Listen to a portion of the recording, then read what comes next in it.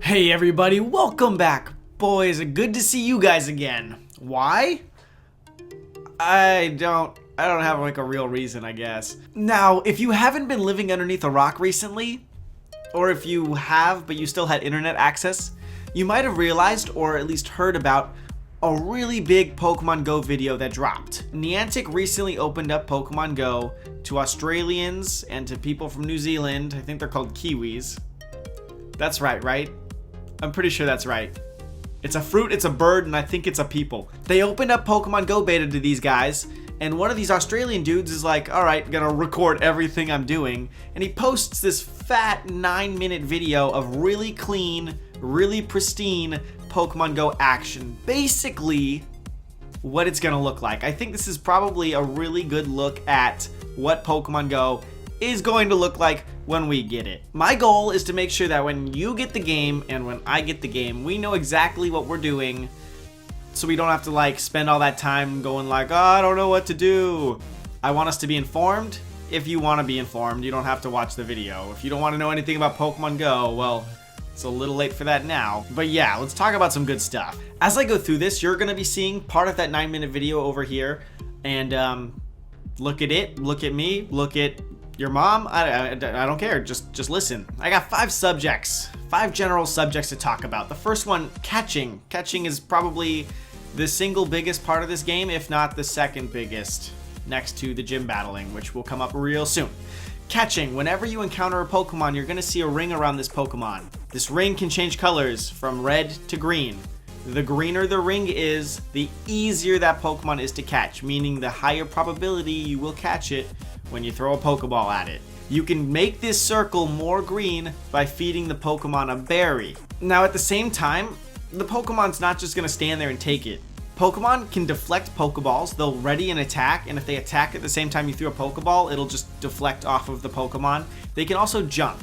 As far as finding Pokemon, on the screen itself, it will tell you the 3 Pokemon closest to you, within 200 meters of your current destination. Now, for people who are afraid that you're only going to be catching the same Pokemon because you don't really get that far away from your house in your day-to-day life, that's not going to be a problem. Different Pokemon spawn in the same areas. So, let's say I live here in Davis. I live in Davis, California.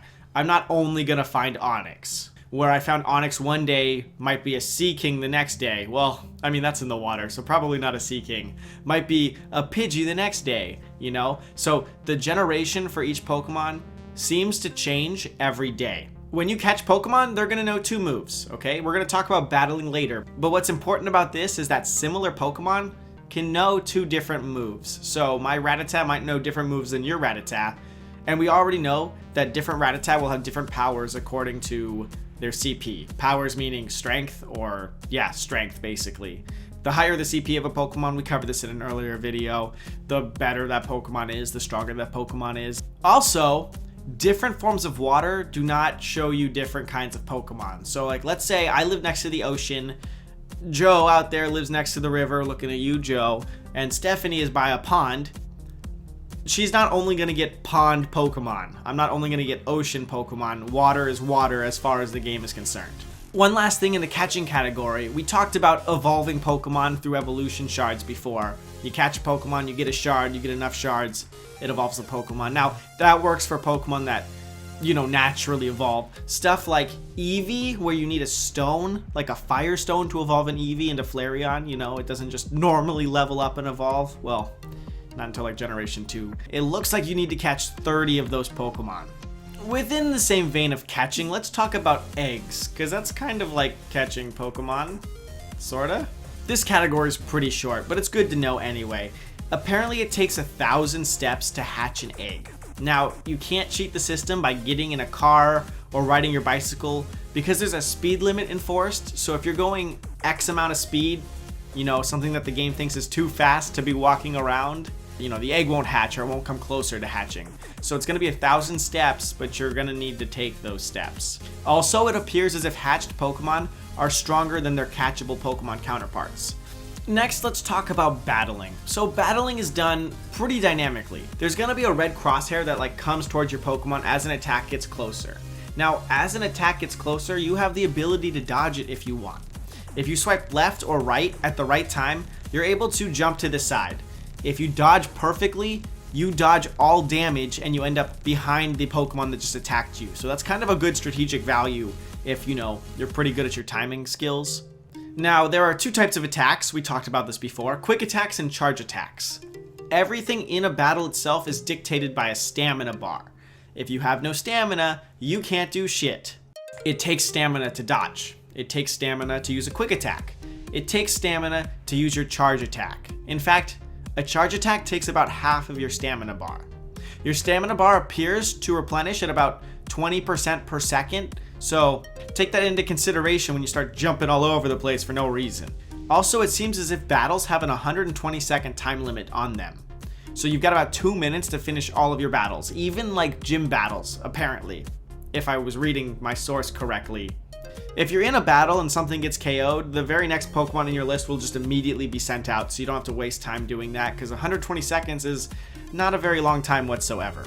It's about planning out your Pokemon in their order. That's going to be very important in Pokemon Go. Now, the fourth category is also quite short. It's called Pokestops. Now, Pokestops are those things you're going to see on the video when you, like, that little circle thing spins around and then all those bubbles come up. Those bubbles are items. You got to click on the items in order to get the items. If you don't pop a bubble by the time it gets off the screen, you don't get the item. Now, in early beta, Pokestops were giving you like 8 to 9 items each, sometimes an egg. It seems like in the newer beta versions, they're only giving out about 3 items each, so it's not as OP anymore. Okay, I got one more piece of information about that right now. Potions, super potions, hyper potions, instead of healing 20 HP, 50 HP, 200 HP, I've played Pokemon before, I swear, they heal 25%, 50%, 75%, and then obviously max potions, max potion. And while we're talking about items, I might as well mention revives and max revives. They seem like they're going to be pretty important. If your Pokemon gets KO'd, there aren't any Pokemon centers, at least currently, and I don't think that there are any plans for them. I haven't heard anything otherwise. So you're going to have to use a revive or a max revive in order to bring it back. And finally, let's talk about gyms really quick. Now, the whole gym leader challenge and the 3 teams and conquering gyms and fighting gym leaders, that whole system is going to be very, very, very essential in Pokemon Go. Now, that's like a big, big, big pull of the game. This is like kind of like the real meat of what you're going to be doing. Besides catching and having fun, you know, with your Vulpix, battling gyms for your team and defending your gyms, it's a big part. The first person who arrives at a new gym automatically becomes the gym leader. Now, any member of your own team can try to become the gym leader.